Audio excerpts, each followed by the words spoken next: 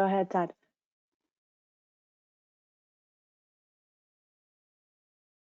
Okay, good morning or afternoon, everyone. My name is Todd Lericos. I'm the immediate past president of the National Weather Association, and welcome to January's NWA webinar. The esteemed gentleman next to me on this webinar virtually is President Nate Johnson, who is taking over for 2021, and this webinar is focused on being able to meet Nate and ask him some questions. So we're kind of excited to do this. I think this is the first time in a webinar setting, at least outside of an annual meeting, where a past president has been able to kind of host the new president coming in for kind of a meet the president type of thing. So this should be exciting. Just a few administrative things before we get started. All attendees are going to be kept muted for the entire talk, but that doesn't mean that we don't want you to ask questions. That's the purpose of this webinar. And so there's some methods for you to be able to do that. You can use the raise your hand feature in the GoToWebinar and ask your questions. You can also ask the questions by typing them in to the GoToMeeting software. And then you can, we're also monitoring our Twitter feed at NWAS on Twitter, and you can ask questions that way, and those will be relayed to me to go ahead and ask Nate. And so please, I encourage everybody to do that. Now's your chance to kind of talk to Nate and kind of pick his brain a little bit over the next hour or so. Another reminder is that this is being recorded for use later so that the rest of our membership can come back and view it at some point. And so I'm going to get started here asking Nate some questions, but I'll go ahead and already kind of introduced him, but welcome Nate and congratulations on your presidency. Thank you very much, Todd. It really is an honor and a privilege to be able to serve the membership of the NWA and really our entire weather and climate water enterprise in this way. And I hope that at the end of the year, nobody will regret voting for me. I'm sure that won't be the case, but yeah, no, that's great. And so I guess this is going to be a little bit fun. I guess we get to kind of pick Nate's brain a little bit here at the first part of this webinar. And so, you know, I think we'll start off by maybe explaining to the membership what inspired you to get into the weather business, and what is your most memorable career moment since you've been in? I think, you know, like most of us, certainly not everybody, but like a large majority, I think, of folks in the weather business, I'm in it because I've always been fascinated by the weather. Right. It's always been something that has intrigued me. I remember sitting on the front porch watching storms roll by. That had always been sort of something I did. May 5th, 1989, we had a tornado move over. I grew up in Winston-Salem, just outside of Winston-Salem, North Carolina. And that day we had, that night, I remember it very clearly. We had a line of storms and a couple of tornadoes in the area. And one of them rolled through more or less our neighborhood. And that more or less sealed the deal. You know, also have a lot of, you know, memories of other big weather events, Hurricane Hugo passing over in 1987. We had some, you know, big snowfalls and whatnot, but it's always just been, you know, the sky has always fascinated me and all the stuff that happens in it and falls out of it. So that's what got me into it. I thought for a period of time in high school and early college that I'd actually follow more a computing track. I actually have a dual degree in meteorology and computer science, and thought that the computer thing was going to be where I wound up. But it was actually an internship at WRAL TV in Raleigh starting in 1999 that opened my eyes. Like, you know, this is actually something you can do. Never thought I had the TV look. Still don't think I have the TV look, but I've had fooled enough news directors in the last few years that you know, was able to weasel my way onto the air from time to time. And that internship really changed the course of my career, because I really was looking at that point to, you know, finish up college, probably continue working for the university in sort of an IT capacity while I worked on a master's degree, you know, all this other stuff. And that internship just blew all that up and said, you know, it's time to chart a different course and follow my passion. And that's what I did. Most memorable career moment. It actually has very little to do with weather. It was, although it was hot, the day that, so most of, at the time, back in the early 2000s and the 90s, weather TV stations, weather departments had all their weather data delivered via satellite. And so it was fed up from one of a couple of different ground stations. And the company, the vendor that we used a satellite called Telstar 4. Well, that satellite died one day. I remember it was September, and it was hot. And in between the 5 and the 6 o'clock newscasts, I'm upstairs on the roof of our building in Abilene, Texas, with the assistant chief engineer trying to find the replacement satellite that the vendor had been able to get the data feed from. And so we're standing up there with an oscilloscope pointing this little 3-foot dish around to try and find the satellite signal so that I would have weather data at 6 o'clock. Needless to say, I had to take that suit in to get it cleaned after that day because it was hot and nasty. But no, just, the snowfalls here and there, hurricanes. We had a number of, big events in Raleigh. It did, work 10 years at WRAL, and we had a number of snowstorms and whatnot, and you get pressed into service and you're doing everything. But probably the biggest career moment was April 16th, 2011, where we had a tornado outbreak here in North Carolina, one of the few SPC high-risk days we've ever had in the Carolinas. I think the first one since the Carolinas outbreak in the early 1980s. And on the air for, a number of hours, wall to wall with Mike Mays, and had a couple of folks, Mike Moss and John Boyer, who's our intern at the time, now works for the Richmond Times-Dispatch, were, helping us behind the scenes, just trying to stay ahead. It was one of those days where you had multiple tornadoes on the ground and you're just bouncing back and forth, just trying to keep people ahead of it. That was probably the most memorable and impactful day of my career.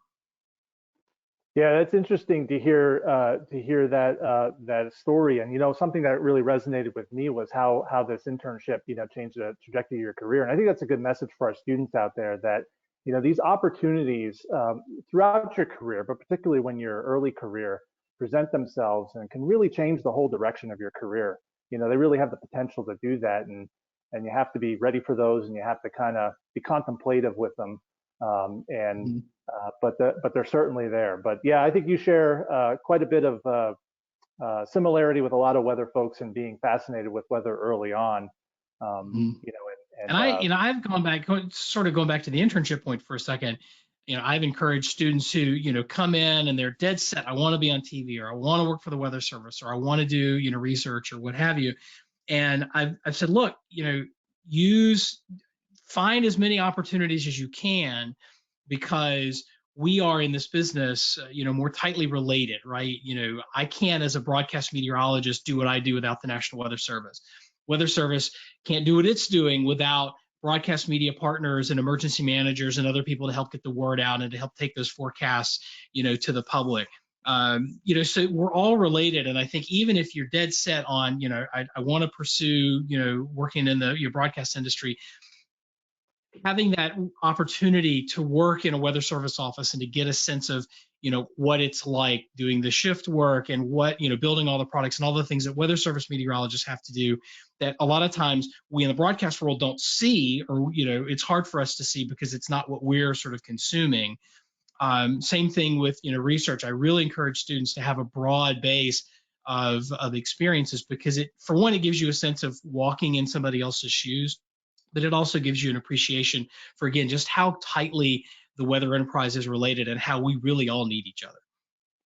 Yeah, that's a very good point. And to be honest, I believe that's one of the biggest strengths of the NWA is that interaction among all of those different disciplines or sub-disciplines within our field. And getting to kind of that, going on those coattails of that idea, what inspired you to run for president of the NWA?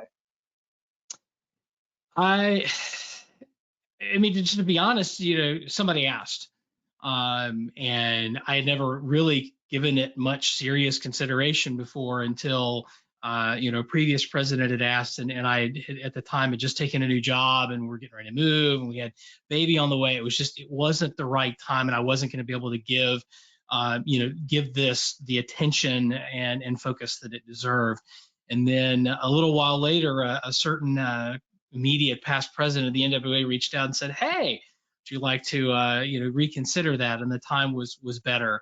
But as I thought more about it, just the opportunity to to be more connected with this association. The NWA was the first real conference that I'd ever attended. It was Fort Worth in 2002, I think, 2001, 2002, and I remember walking away going, wow, that was just, for one, it just felt like, this mind explosion of information and things that I never thought of before and new ways of looking at things. But it also really felt like I was, being invited to the family reunion for the first time. And our former executive director, Kevin Lavin, was there, and his wife, and they were just so amazingly welcoming. Had an opportunity to interact with a couple of folks that I had only seen. This all pre-social media, but people by reputation. David Freeman, for example, who's also a former president of the association, and had an opportunity just to sit at the feet of some of these folks and learn and grow. And as I thought more about the opportunity to be able to serve in this way, it's like, well, yeah, I need to chip in and do my part. And if this is how the association wants me to do that, then I'm going to step up and do that. And it's really, as I mentioned at the outset, really a privilege to represent the entire membership of the NWA, regardless of what, whether we're broadcast or weather service or private sector or academic. And we just have such a rich and vibrant, group and such an important, I think, nexus of people in our association that it really is a privilege to be a part of it. Yeah, I can attest to that for sure. It is an enormous opportunity and a humbling experience. And so I can definitely understand that. So let's switch gears a little bit and talk COVID. I mean, we're still in the middle of this pandemic. It's been going on for quite a while, and how are you doing with the COVID world? And I think something our membership really wants to know is, are you keeping the beard after COVID? My wife would say no. Although at this point, I'm not sure I want to see what's underneath it. So, the old running joke in TV is that you wouldn't be able to, you can't keep a beard because people think you're hiding something. And I can tell you that that's absolutely true. I'm hiding a second chin underneath all of that. Haven't seen it in 6 months, and I'm really not looking forward to seeing it again. So, in that regards, I'm probably going to hang on to it for a while. But no, thank God we've been blessed. Our family's healthy. My folks are healthy. My wife's folks are healthy. We've managed to avoid sort of any real impacts from the immediate impacts of the disease itself. Obviously, I don't think at this point anybody watching doesn't know somebody who's had it or had a relative. And unfortunately, we do have folks in our circle who have passed as a result of COVID. And so we really take that we're healthy. We're not taking that for granted nearly as much as we used to, right? And I think professionally, my job involved a lot of travel. I haven't, went from traveling every other week to I haven't gotten on a plane since March 8th of last year, and it looks like it'll probably be another 3 to 6 months at least before we seriously entertain getting on an airplane again, at least for work purposes. And really for, the only reason I would do it at this point would be like a family emergency, which we actually had, late last year to put my wife on the plane to go tend to, some family stuff back home. But thankfully we're fine. We're living in a community that's taking it very seriously. We're masking up and, following the science, which is an evolving process. I mean, we're, now learning about, guidance about double masking and how that might be advantageous, something that, we're learning these things as we go. And that's just how the scientific process works.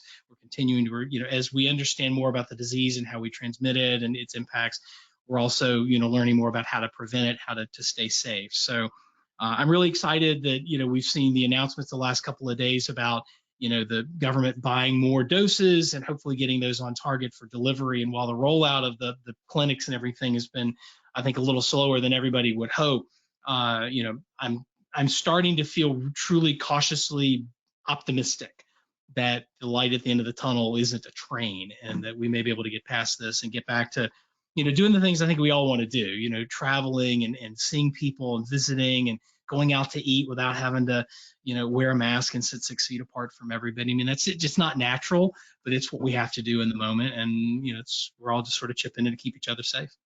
Yeah, it will be nice to get back to that human element at some point, and it does look like we're coming out of it. And cautiously optimistic, I think, is a good term. So we'll see where it goes. How do you think the NWA has been doing with COVID?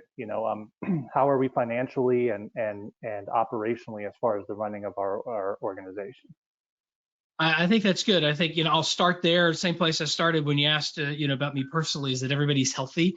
All of our staff and our volunteers are staying healthy and social distancing. There, we've shifted to work from home, like so many other folks are doing work from home. And so our headquarters staff is also, work from home, which is interesting when you think about the history of the NWA. It wasn't until recently that we had a permanent office that our staff went to every day that wasn't going to move depending on who was the executive director of the association at any one time. So in some ways, it's sort of going back to our roots and working from home, but all of the same types of collaboration tools that we're all using, at our own work to get things done and meet with people and everything we're using, again, to be able to keep the business of the association moving forward without putting our staff or volunteers at any undue risk.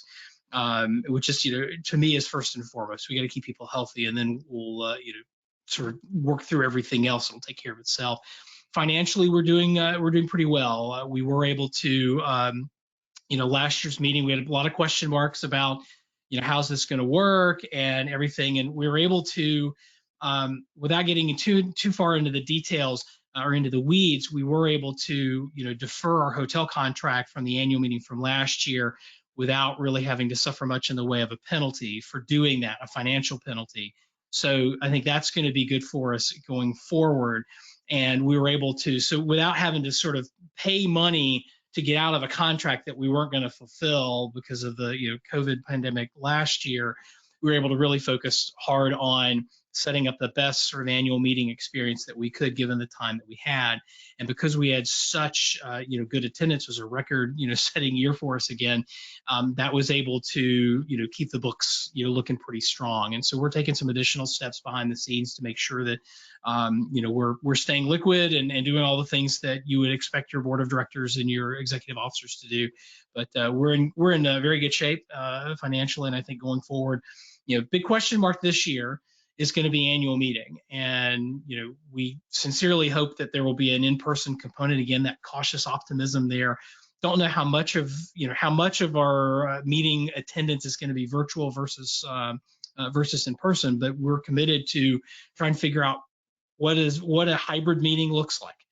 How can we, last year, as difficult as it was, and this is not to minimize the work that our meeting volunteers and steering committee and everything put into this. And there was a task force that you put together to sort of shift us into virtual.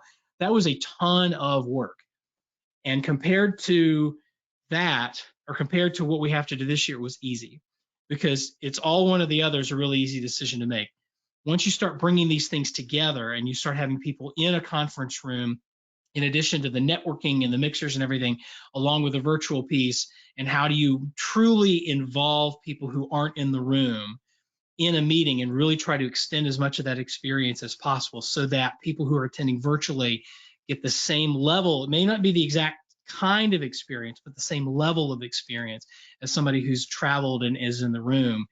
That's going to be a really hard challenge. And I'm excited that Sean Cable and Wendy Sellers are our meeting co-chairs for this year. They're already coming up with some really cool ideas. We had a meeting a couple weeks ago, and Sean had this really killer idea for how we can make the mixers, the sort of extracurricular stuff, and how we can, blend the people in the room with the people who are attending virtually, and really how to find a way to make that so that it's a blended experience for everybody, as opposed to just, okay, the meeting's over, we'll see you virtual folks next week, tomorrow morning kind of thing, which that's, we can't do that. We've got to have everybody, plugged together as best we can. So I hope that our membership is going to be, on the one hand, flexible.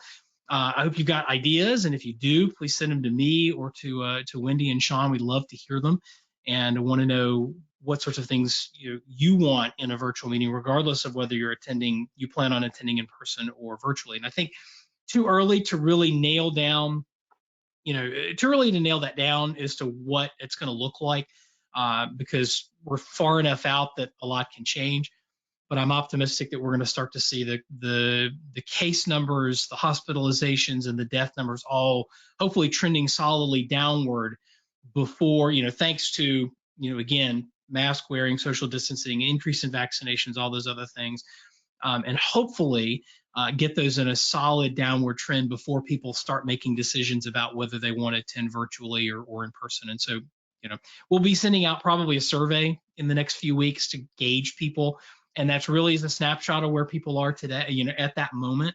We may do one, a little bit later on too, again, just to get a feel for where people are. And that will help us structure the meeting as best we can for the people that are planning to attend, regardless of attending in person or virtually.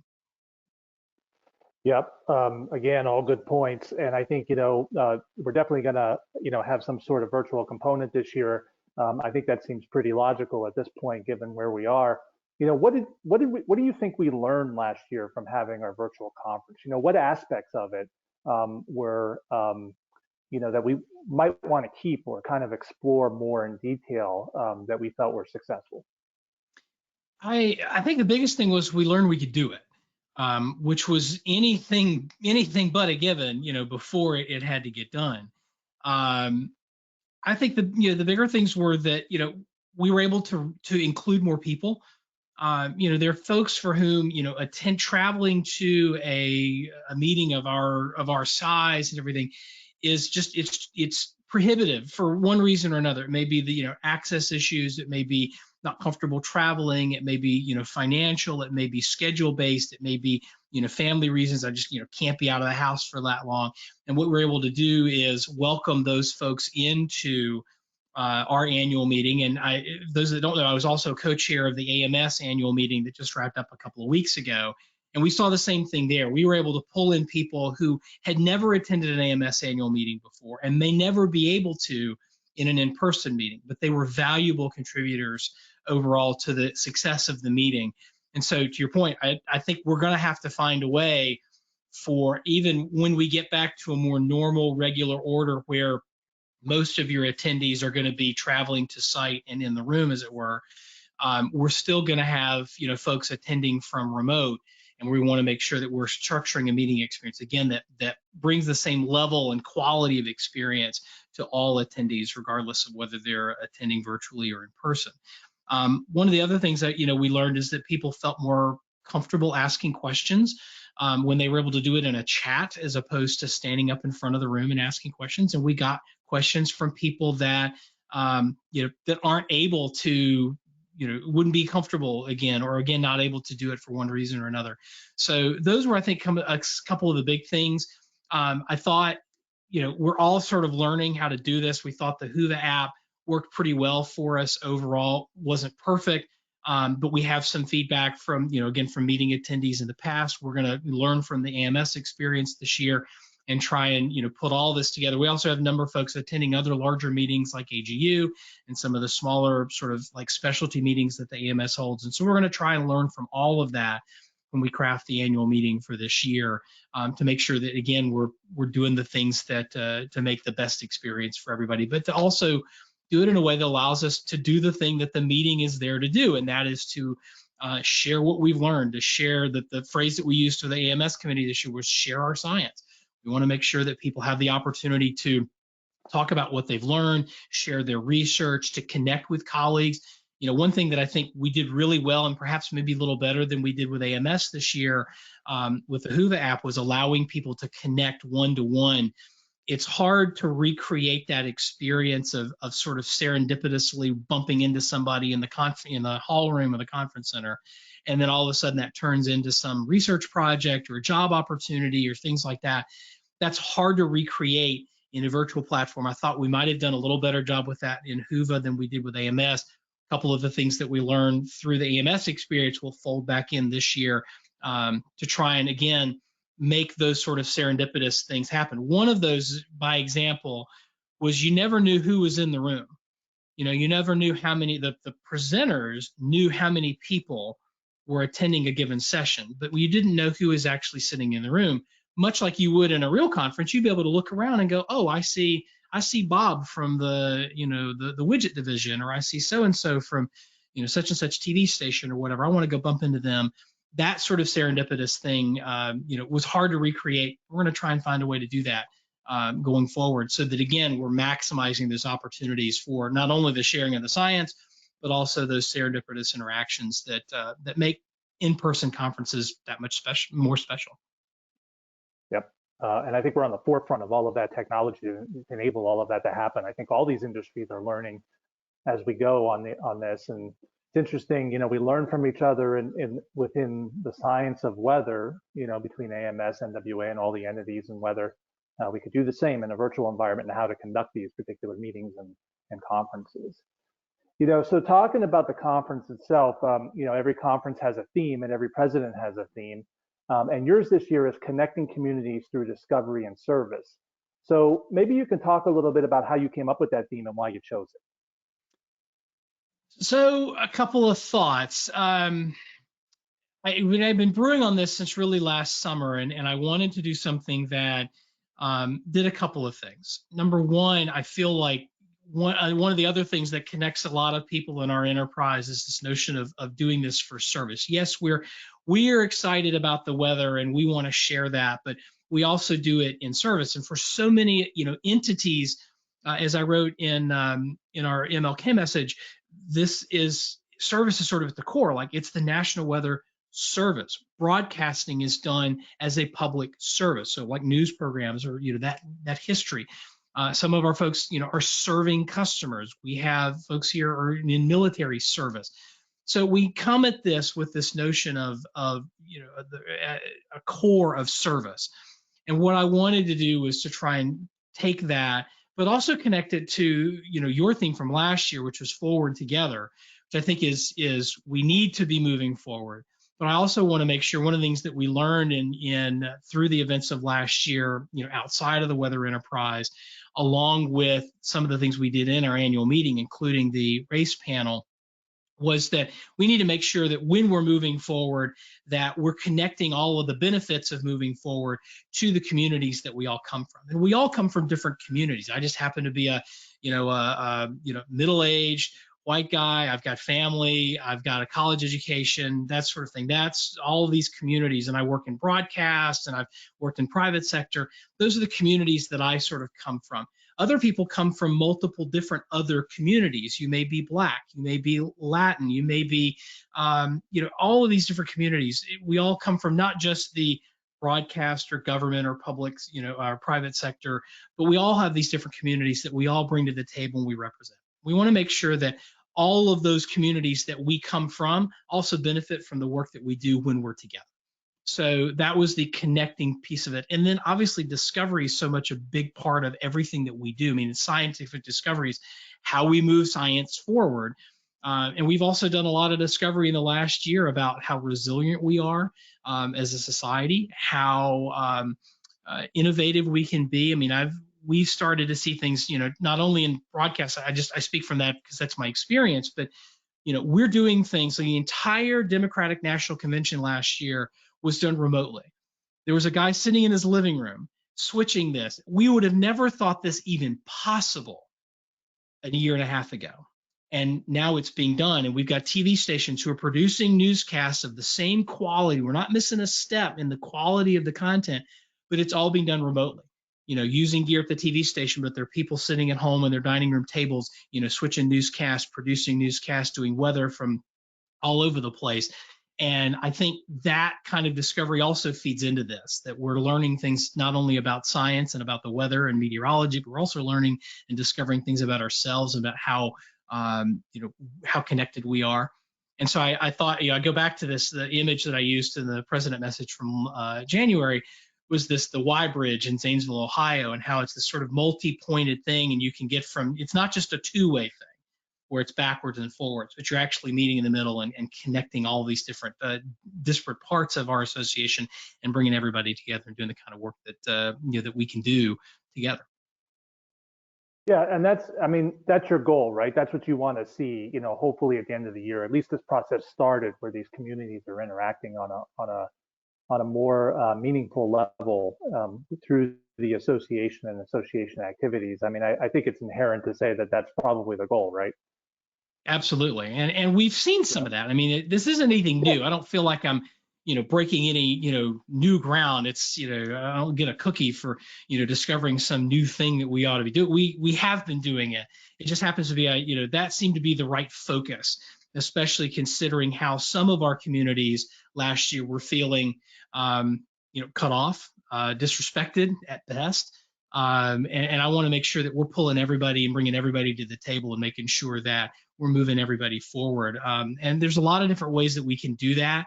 One thing that I've really thought a lot about in the last little bit, and you'll hear in the February President's message that'll be in our next newsletter, there's this notion of representation and seeing people that have my background or that look like me, or those kinds of things. Again, as a white guy, I saw that all the time. But for women, I mean, look at, we have the Vice President of the United States is Black, is of Indian, forgive me, is of South, she's a mixed background. She's a woman.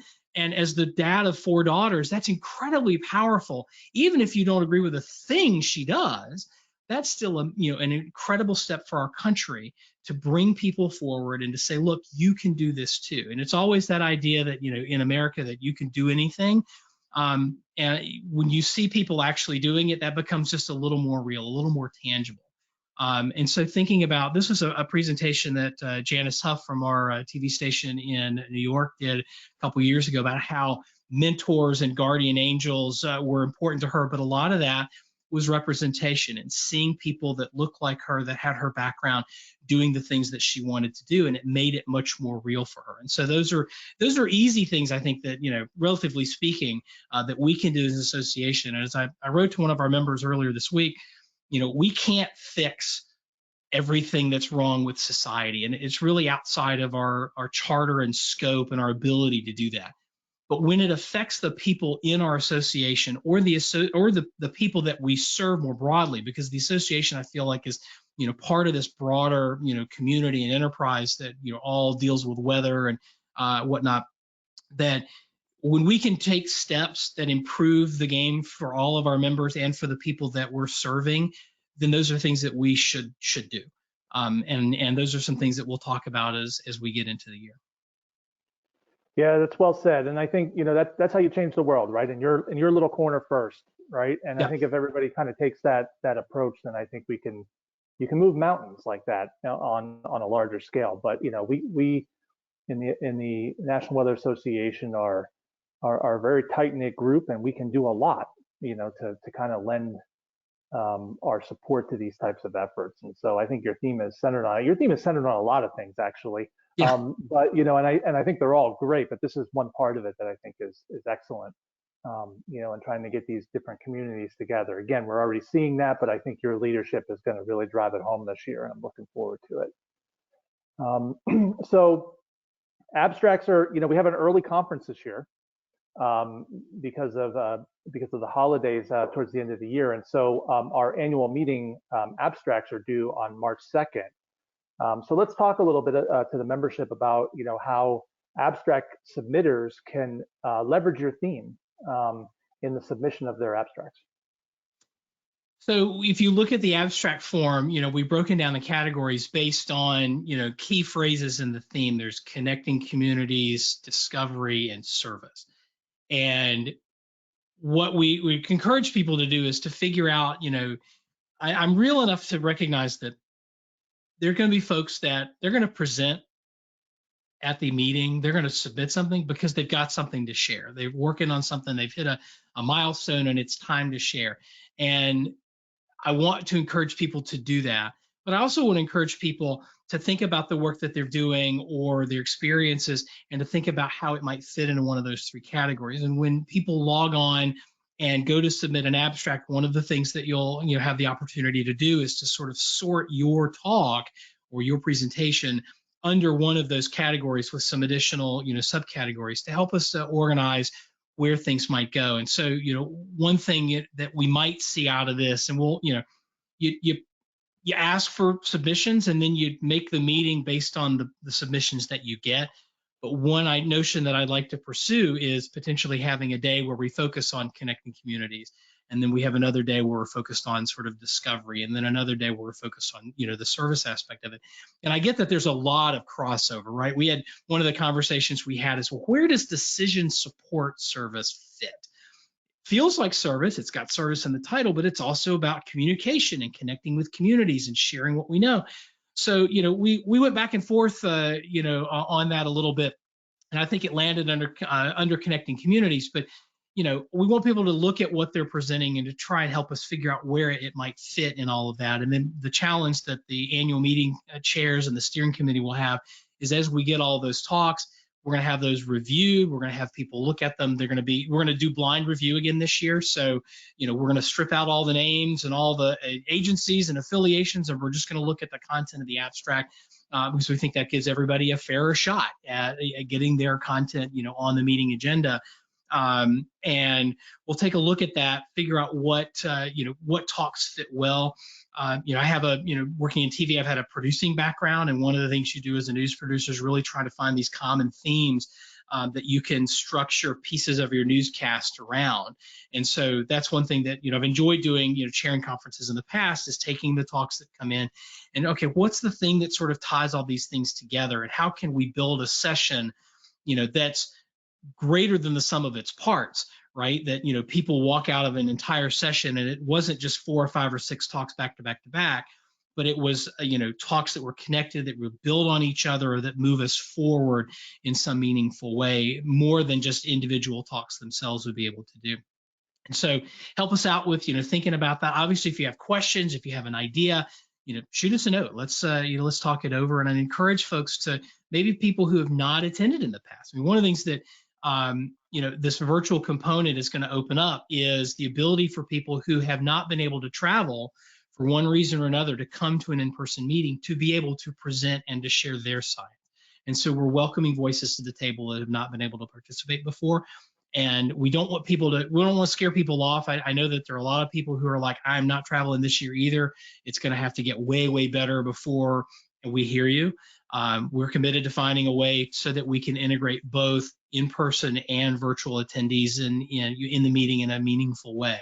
So regardless of whether you think you're going to be able to travel or not, we want you to encourage you to share an abstract, submit your science. If you've got other ideas too, we've had a little broader notion in the last few years of doing workshops and master classes and these sorts of things. And if you've got an idea for something like that, we are all ears.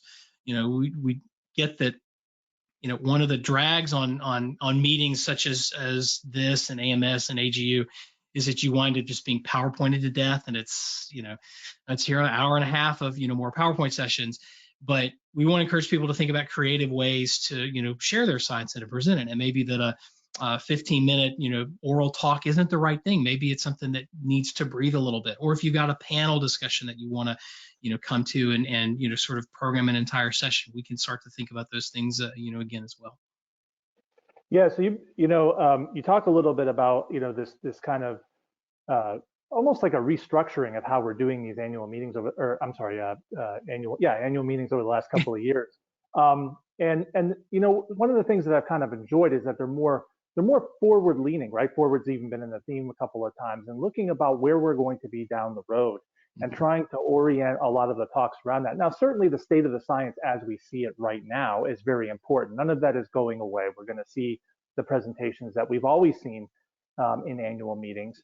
But there seems to be a little bit more focus on trying to say, okay, well, how do we prepare our membership for the future? And whether it's connecting communities or looking at how weather forecasting is going to be done in the future, that's really important. Now, you talked about people being able to kind of put in their ideas or put forward their ideas if they have them. I know you mentioned this earlier in the webinar, but who specifically would they reach out to in this particular case if it involves the annual meeting or the theme or activities surrounding all of that? I always reach out to me, president@nwas.org. You can also reach out to annualmeeting@nwas.org, and that'll hit the annual meeting folks, and we'll have a chance to work with you. I would just encourage people to reach out to somebody. If you got an idea, let's throw it out there. Let's talk about it. We won't be able to make every idea happen, and that's just the reality of limited budgets and limited time and that sort of thing. But I would much rather be in a position where we have a wide range of ideas and concepts and things we can try, and then we build a meeting around that rather than having to gin up things at the last minute. You know, the TV adage is it's easier to kill than fill. It's easier to have a rundown full of stories and then something turns into something bigger and you wind up having to drop some things. It's easier to start with that and have an abundance of ideas that we can work with. And the other thing is that ideas tend to build on each other. So, you get a couple of really cool creative ideas and then, well, that triggers another thought of something that nobody had thought of before.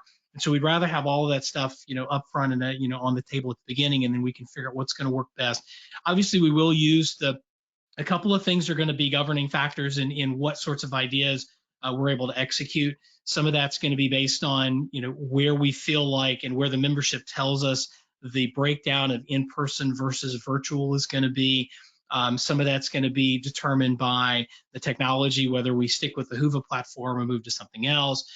Some of that's going to be, theme-based, things that more tightly connect to the theme are more likely to get picked up than things that, are loosely connected or not really sort of connected at all. So all of those things sort of fit, and will play a role in what sorts of abstracts get selected. But also, if we start thinking about special things like, again, a workshop or a master class or things like that, we really encourage people to think outside the box, especially given that, if we are able to have an in-person, a true in-person component that's more than just pro forma, if we're able to have, a third or a half or even more of the membership actually at the meeting, that opens up a lot of possibilities for us. But we also want to make sure that we're finding ways to blend the virtual. And so finding things that blend those two things together are going to be weighted more heavily than things that are really focused on one or the other. Okay, excellent. So we'll move on from the annual meeting a little bit and talk maybe a little bit more about the NWA in general. And I fielded a lot of questions, in my last year. I'm sure you fielded a few too, as in your work with the NWA. People are always eager to get involved. What is the process for getting involved with a committee, the board, or any other governance mechanism within the NWA, or any activity for that matter? It could be anything. So how do we've got member groups that are starting to come around as well. We've got lots of different ways for people to get plugged in based on what you're comfortable with, your time commitment, what time commitment you're able to make, that sort of thing. And I think it a lot of times that's where sort of the serendipity of the annual meeting type experience comes in, right? I got roped into helping with the broadcast seal program at an annual meeting at a tape swap, and we were just sort of doing the tape swap thing, and a couple of the people came up from the broadcast committee and said, hey, would you like to, be on one of the panels? We'd love to have your voice in that and that sort of thing, which that can happen. But that's, again, we've talked about, it's kind of harder to do. We're going to try and do our best to recreate that, this year. But a lot of times it's going to be simple as just reaching out. We can go on the website, figure out who the committee chair is. If you're interested in, helping with the Journal of Operational Meteorology, we've got a publications committee. If you're interested in helping to grow the membership, we have a membership and marketing committee. We have a broadcast meteorology committee, which covers both the broadcast SEAL program and the digital SEAL program. So there's lots of different things. Check out the website, see what's there. We also have, a new thing that are called member groups. So it's a little less formal than a committee. Committees we think of as things that we're expecting the members, the members of the committee to help do work to further the organization. So the Journal of Operational Meteorology is a product of the publications committee. Those are the people that help to get those articles. They solicit articles, they get them out for peer review, they work through the process of getting them edited and cleaned up and then ready for publication. Same thing with the broadcast committee. There's work that committee does in terms of administering the SEAL program, running the panels that review people who come in and want the SEAL to make sure that they meet the standards of the program, that sort of thing. So there's committees. There's also internal committees. There's a governance committee that helps to sort of set policies and recommend policies for the board of directors to adopt. The board of directors itself is sort of a committee. It's a sort of the big committee, and it helps to administer the organization as a whole to make sure that we're well positioned, that we're taking care of business in the now so that we can continue to move forward in the future. And that's everything from financial to administrative to, working with Janice on, staffing and that sort of thing. So depending on what your interests are, what your time commitment is, feel free to reach out. One of the things that, we ask for when people either become a member or they renew their membership is, are there committees that you'd be interested in? We maintain that spreadsheet and we check it. So when a committee needs somebody, one of the first places we're stopping is we're looking through that list of people that say, hey, I'd be interested in being on the publications committee, or I'd be interested in being on, membership marketing, those sorts of things. So we're checking there, but we're also, a lot of that's, sort of the word of mouth and trying to make sure that people who are interested, are getting plugged into these committees. So make sure you're indicating that interest when you renew your membership or when you join the NWA. And then also don't feel bad at all about reaching out, asking a committee chair, talking with anybody you'd like, on the committee to say, hey, how do I get involved? And it may be that it's a committee membership. It may be that it's something else where you can help and chip in, on a particular project, which may not require necessarily a full committee membership, that sort of thing. But there's always stuff to do. And if you're interested in pitching in and helping out, we can find a place for you. There's always something for us to do to move the association forward. One of the more positive trends I've seen in our association over the last couple of years has been people from outside the meteorology profession coming into our organization, whether it be emergency management, other disciplines, or even non-professionals who have an interest in meteorology, which I think is a very positive trend. What do you see as the outlook for pathways for non-professionals or people outside of our career to start participating, and what do you think the benefits of that can be if we start to really get that rolling? So I love this, and I think that that speaks to connecting communities. I think one of the biggest changes in the last 20, 25 years of being in the NWA is a broadening of our membership. And it used to be that it was primarily weather service forecasters and private sector forecasters and TV folks. And we're in training, to use a meteorological term, folks from outside of our enterprise, outside of the sort of direct, I'm doing weather all the time.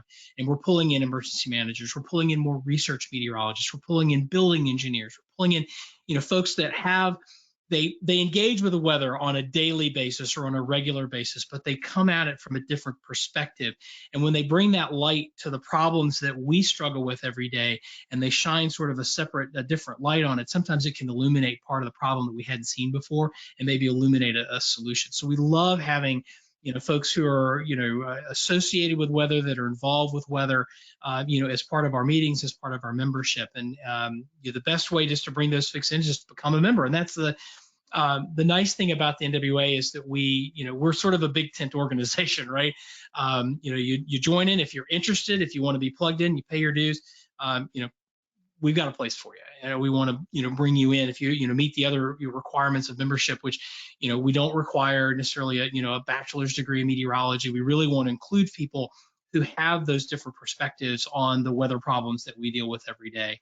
And we want people to not only to be members, but to think about how the work that you do every day involves weather, and how you can be a part of our meetings and webinar series and publications, because those perspectives.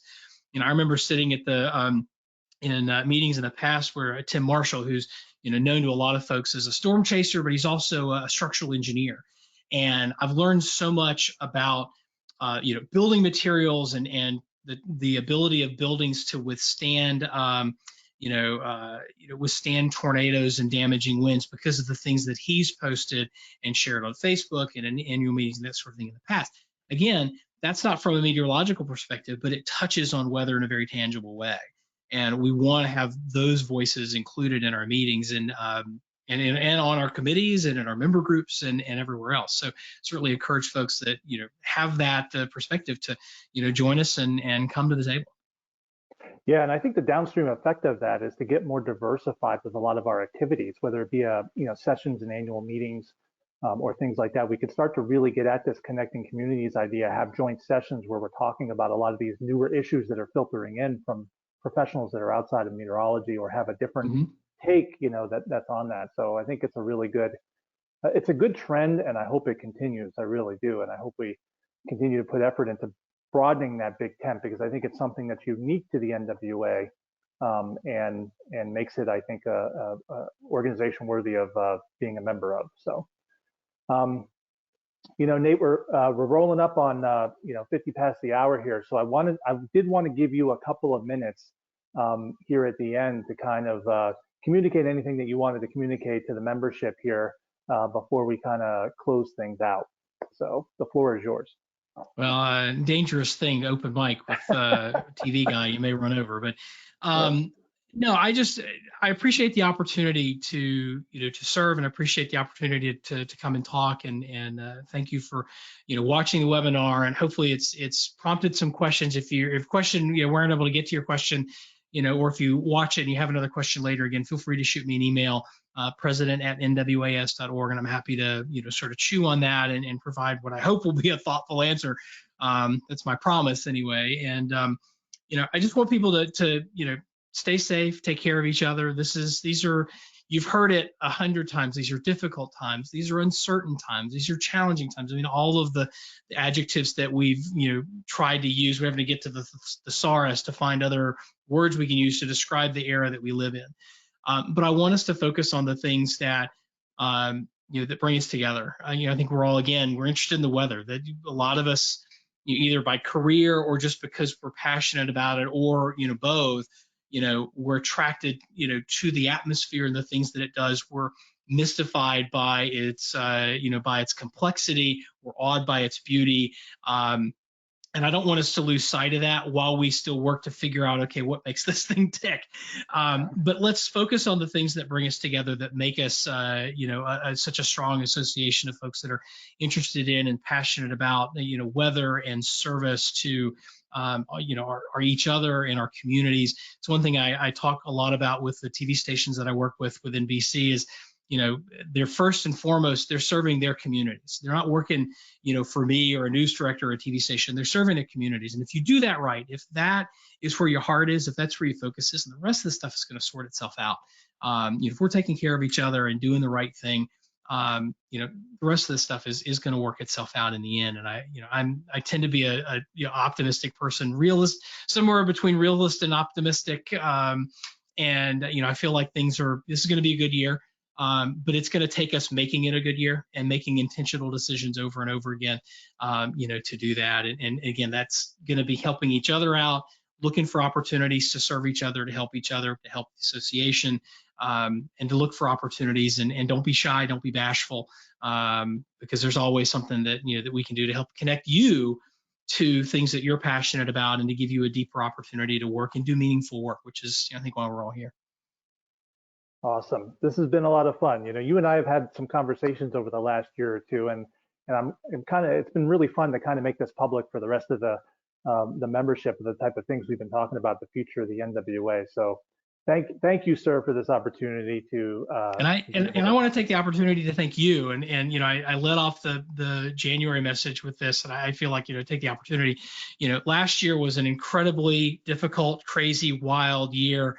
And I want to thank you for your leadership, not only with helping the annual meeting get going, but also just steady, thoughtful leadership through the course of the year, and really thinking big thoughts. I mean, one of the things we were talking about more than a year ago, as you were thinking about your theme, was really you're thinking about how the association needs to position itself in the now, so that we'll be ready and a viable organization in the future. Looking at some of the trends that are coming. And if for folks that didn't have a chance to attend the annual meeting and to sit through, especially some of the invited talks, I really encourage you to go back and watch some of those, because it really just a lot of stuff to chew on in terms of the future of our business. And just one example that actually came up in a conversation I had yesterday, or a day before yesterday, on Weather Brains, or Monday. My days are all running together like everybody else's, right? Was the talk by Dr. Avi Goldfarb about the future of automation, and we're worried about, well, if the models get too good, then we're going to put ourselves out of a job. And I don't think that's the case. There's always going to be room to improve on the models. It may be in a different spot. It may be that we're not doing it on the back end, right as we had, on the forecast cycle. It may be improving them, on the front end, or sort of in the middle.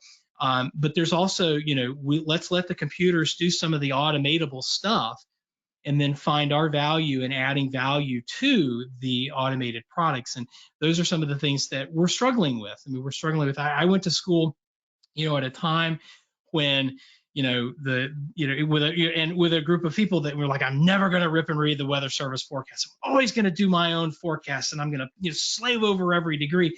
And there are days where you have to do that. But there are also days where the communication demands of it, and taking something, the hard-earned sort of work product from another part of the sector, I'm not going to be able to add value to that as one person sitting in a room with looking at a subscription model site, just looking at data. I'm not going to be able to add on that. So where can I add value to the process, and finding different ways to add value but still stay connected to the things that we're passionate about.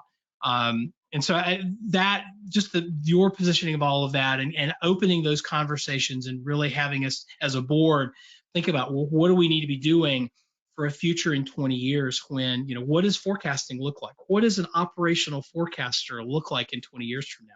And how can we do the work today to position ourselves so that we're a viable organization going forward? And I want to make sure that people have an understanding of that, and hopefully share my appreciation for your opening those conversations and having us ask some big questions, because we've got some big questions to tackle. But again, I'm optimistic about where we're going to be.